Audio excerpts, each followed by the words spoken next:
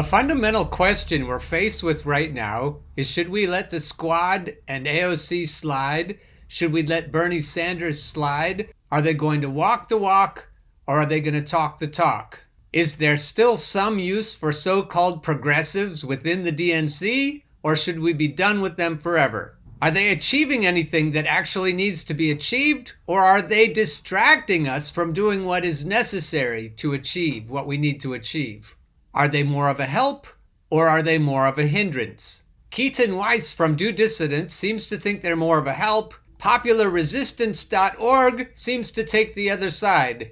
Keaton's conclusion, that sounds good, is that the Democratic Party is the problem, not AOC or Jimmy Dore. So I'm a little skeptical, but let's give him a chance to see if he can make this argument convincingly. David Sirota wrote a clever piece a few weeks before the November election in which he compared Trumpism to the toxic pink slime running underneath the streets of New York City in Ghostbusters 2. He explains how in the movie the slime is the physical manifestation of negative psychological energy, hate, loathing, rage, and nihilism, and that it causes those who come in contact with it to be overcome with these negative emotions and lash out angrily against each other. It already sounds a little bit, Keaton, like a plea for party unity. Just saying. A few months later, the left is roiled in a bitter feud over Jimmy Dore's effort to pressure progressive congresspeople into forcing a Medicare for All House vote by threatening to withhold their votes from Nancy Pelosi for Speaker of the House unless she publicly promises to bring Medicare for All to the floor for a vote. When Alexandria Ocasio-Cortez rejected this strategy, Jimmy responded by accusing her of gaslighting her base, which she was doing, and acquiescing to party leadership, which she was doing. This caused numerous independent progressive media figures to come to AOC's defense and some to back Jimmy's plan. To put it mildly, things got pretty nasty pretty quickly. I don't know if nasty is the right word. I would say maybe contentious was the right word. And when people contend with each other, it isn't necessarily bad faith or nasty. Jimmy is accusing anyone who isn't on board of being sheepdog party loyalists, and that is true in some of the cases that he makes, and proclaims that they are unmasking themselves as faux progressives by not taking his side. And again, that's true in some cases. Others in left media are accusing Jimmy of grandstanding for clicks and subscribers and unfairly attacking fellow progressives for self-serving purposes. While it is fair to say that Jimmy likes attention, he's an artist, he's a performer, I don't think it's fair to say that he's operating in bad faith. If the only reason he's doing this is for clicks and subscribers, then that's bad faith. You're accusing him of operating in bad faith. Not you, Keaton, but the people attacking him this way. Jimmy is correct that under these circumstances, there is no excuse for not pushing as hard as possible for Medicare for All. 15 million people have lost their health coverage during a pandemic that has killed over 300,000 Americans, and progressives in the House have outsized leverage thanks to the Democrats' slim majority. If ever the question, if not now, when, applied, it's now. Jimmy is also right to challenge AOC's honesty about why she's not backing this push. None of her many explanations and rationalizations make much sense. Most egregiously, she claimed that the Medicare for All co-sponsor list was an adequate indicator of who in the House actually supports the policy and who doesn't. This is patently absurd. I would say, Keaton, that this point you're making here is the most powerful point of your article. Caucus Chair Hakeem Jeffries, a sworn enemy of just about every progressive insurgent to ever run against a centrist incumbent, who played the race card against Justice Democrats by claiming they were wrongfully targeting black leaders to primary, who publicly attacked AOC's former chief of staff Saikat Chakrabarti for similarly bullshit identity politics related reasons, who was one of Hillary Clinton's most vicious attack dogs against Bernie Sanders in 2016, is a co-sponsor on Pramila Jayapal's M4A bill. That says everything you need to know about the value of the co-sponsor list, but it's also a testament to the value of forcing the vote. Jeffries is widely thought to be next in line for the House speakership. He's publicly on record as both a Medicare for All supporter, he's a co-sponsor, and a staunch critic of his progressive colleagues who openly advocate for it. In other words, he's exactly the kind of Democrat who needs to be forced into a definitive yay or nay vote. Getting him on record would itself be good enough reason to back the force the vote effort, seeing as Jeffries is Pelosi's likely successor if and when she ever decides to relinquish the throne. And so yes, it makes total sense right now for the progressives to rep their base, leverage their power, and force a vote on Medicare for all. And yes, it sucks that AOC isn't willing to do it, and it sucks that she's not being honest about why she isn't willing to do it. Somehow, Keaton, I feel that the next paragraph might begin with the word but. Oh yeah, it does, but. I think I would have preferred it if you just stopped right there. But there's something else at play here. This isn't all about Jimmy Dore being pure and righteous and AOC being corrupt and deceitful. There's more to it than that. There's a river of pink slime, as Sirota would put it, flowing underneath this entire conversation. That pink slime is the Democratic Party. I think David Sirota is a DNC apologist, even though, like Cenk Uygur, he's willing to criticize them openly. I think it's pretty clear after what he said recently that he is controlled opposition. So I think it's a strike against your argument that you're using him to help make it. The real conflict here is between those on the left who still feel that the Democratic Party is an institution of some legitimacy that can and must be the vessel, if not the vehicle, for progressive change, and those who don't. This is not, as Jimmy would have us believe, a matter of who individually is for real and who isn't. I don't think you're going to be able to successfully support that point. I think it is a matter of who is for real and who isn't, and I think that's true of pundits also. Back to Keaton. It's a matter of who still holds out hope that the Democratic Party can be redeemed and who thinks it's broken beyond repair. AOC and her defenders are in the former camp, Jimmy and his, the latter. That point is true. It really does come down to who thinks it can be redeemed and who thinks it's broken beyond repair. AOC is, after all, a Democrat. She ran as a Democrat. She serves as a Democrat. She's great for a Democrat.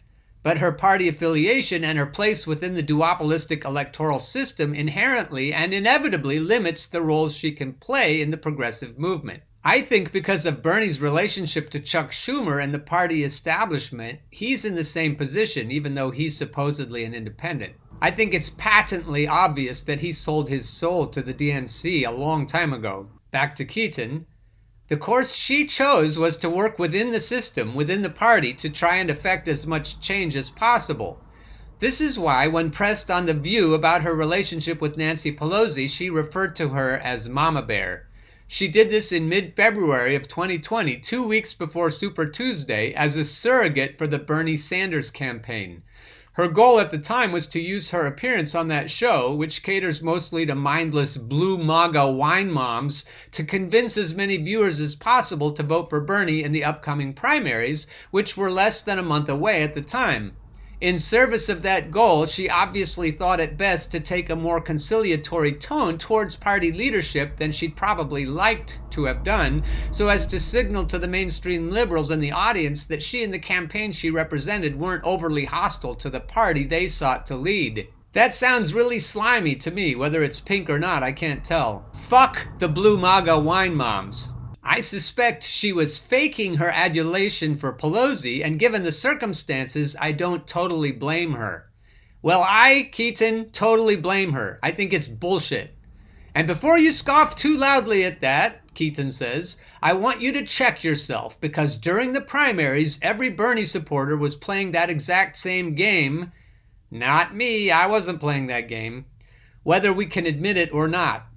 Even the most militant Bernie or busters were committed to an inside-the-party strategy, which meant we needed to, one way or another, with vinegar or with honey, try and win over as many mainstream Democrats as we could in order to push our candidate over the finish line.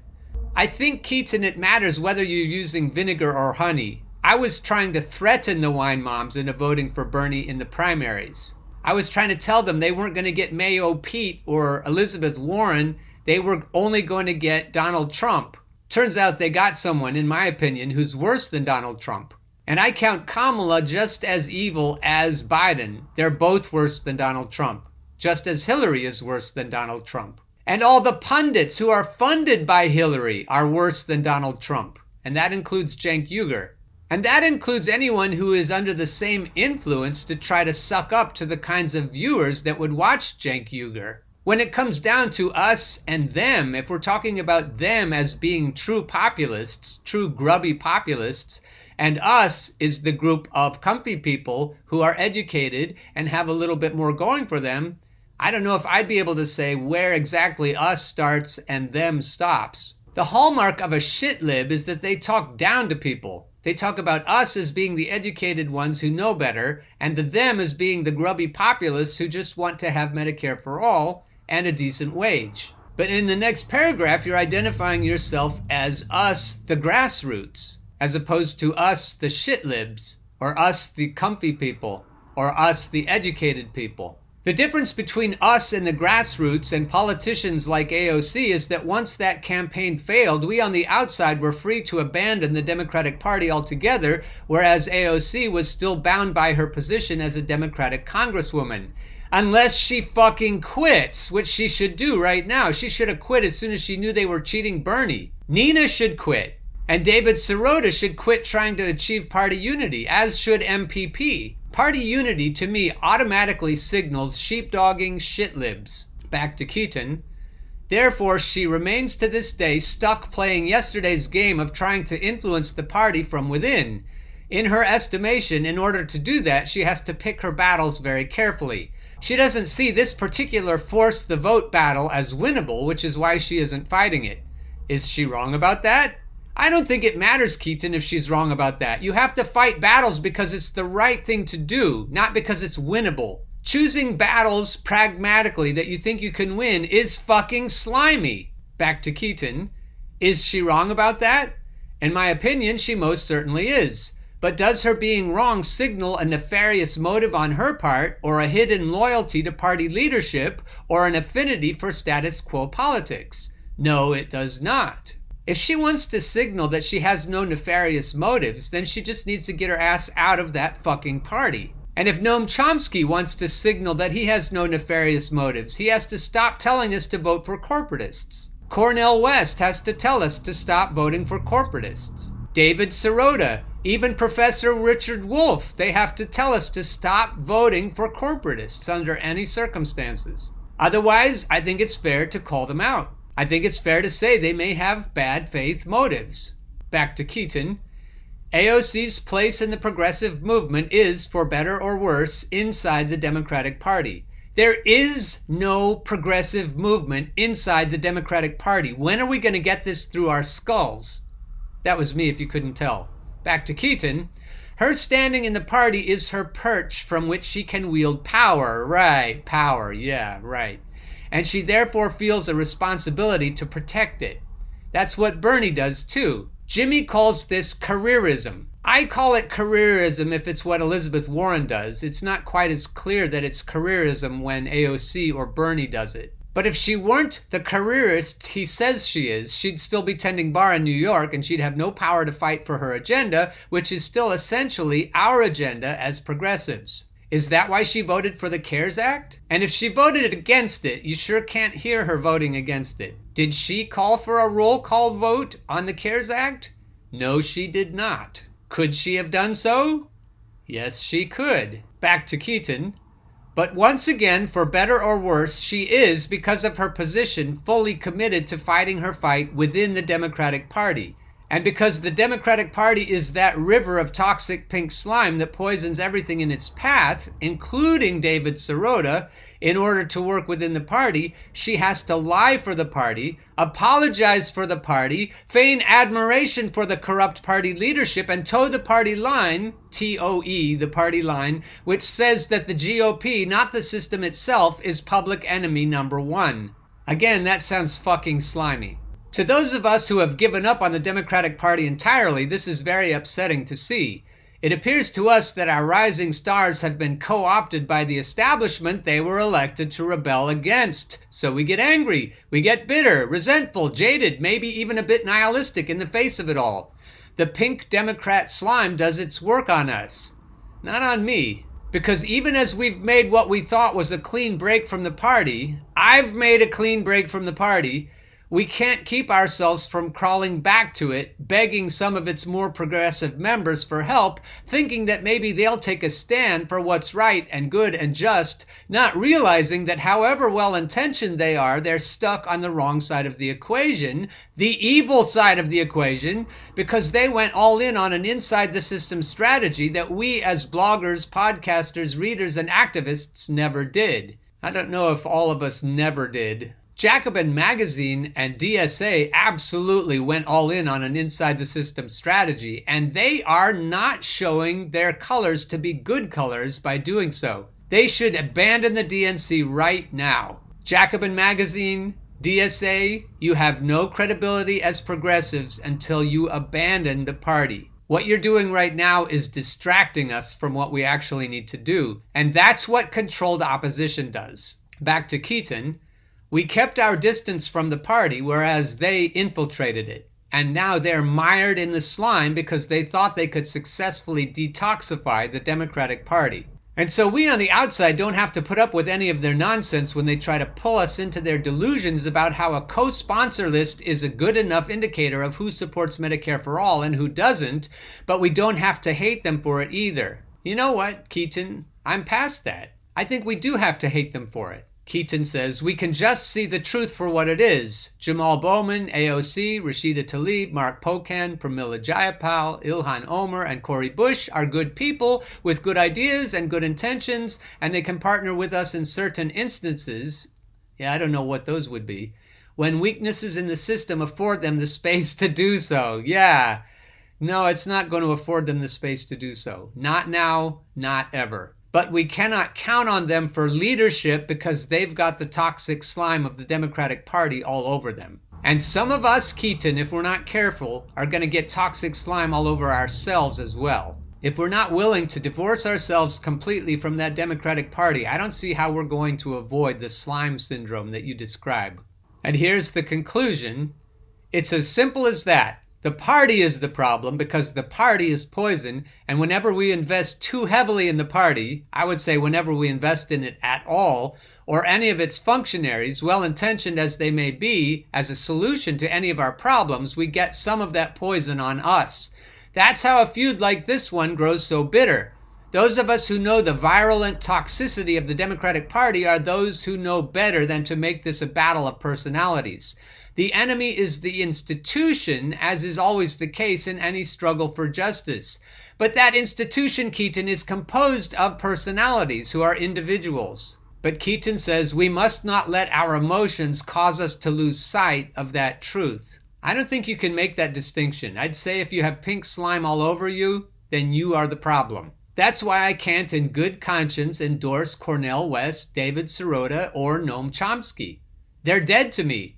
They're slimy. There's no point going forward with MPP if it's already slimed out. Even Jimmy Dore doesn't understand that. Now I'm going to read you part of a popularresistance.org article called "The 2020s Bring the Crises We Face into Clear Focus." They begin with a summation of everything that's been going on, and they describe important lessons from 2020, which is a pretty good description, but I want to jump to the part of the article called "The Path Forward." And I think this serves as a clear rebuttal to Keaton's article. In 2021 and beyond, it is time to break with the notion that we can elect our way out of this. The current campaign to force the vote in Congress on Medicare for All is revealing what happens when progressives are elected into a capitalist, imperialist party. They are marginalized and/or become champions of that corrupt structure. This campaign is a critical test to determine whether the Democrats will fight for our interests or whether their words are empty rhetoric designed to placate us so they can regain power. And I don't think it matters whether they're marginalized or become champions of the corruption. Either way, they aren't doing anybody a damn bit of good. We should attempt to hold elected officials accountable, but our success in winning the changes we need requires that we organize outside of electoral arenas. In our current system, the Democrats and Republicans control the electoral process. When we work within that realm, we are working in a system, a rigged system, in which we have the disadvantage. It is an anti-democratic structure that distracts us from the long-term community base-building work needed to establish real political power. It distracts us. It's a shiny object. That's exactly what controlled opposition does. It distracts us. They say the right things, but their real point is to keep us from doing what needs to be done to solve our problems. This is another lesson we can learn from other countries. Liberal democracies are designed to support capitalism. We need systemic change in the way we govern our society. There are alternatives being developed that are based on participatory democracy, and we talked about that with Mike Gravel, so that people have the power to make decisions.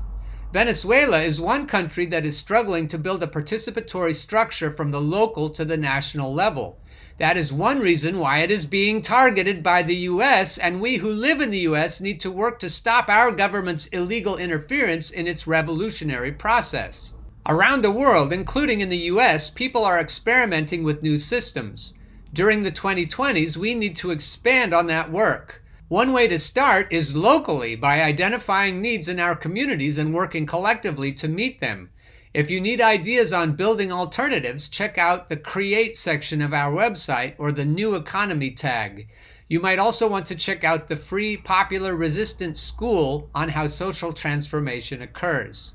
For sure, one way that it doesn't occur is when sheepdogs get too much leverage over us. We are not going to be able to achieve what this last paragraph suggests unless we get the fuck out of the DNC. Completely out. At this point, I think we all need to assume that anyone who is still a Democrat is a sheepdog and is controlled opposition. And anyone who apologizes for Democrats is a sheepdog and is controlled opposition.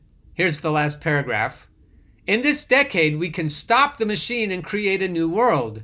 We will need to resist the harmful policies and practices, sheepdogging in particular, that exist through strategic campaigns and replace them with alternative systems rooted in the values we want to achieve.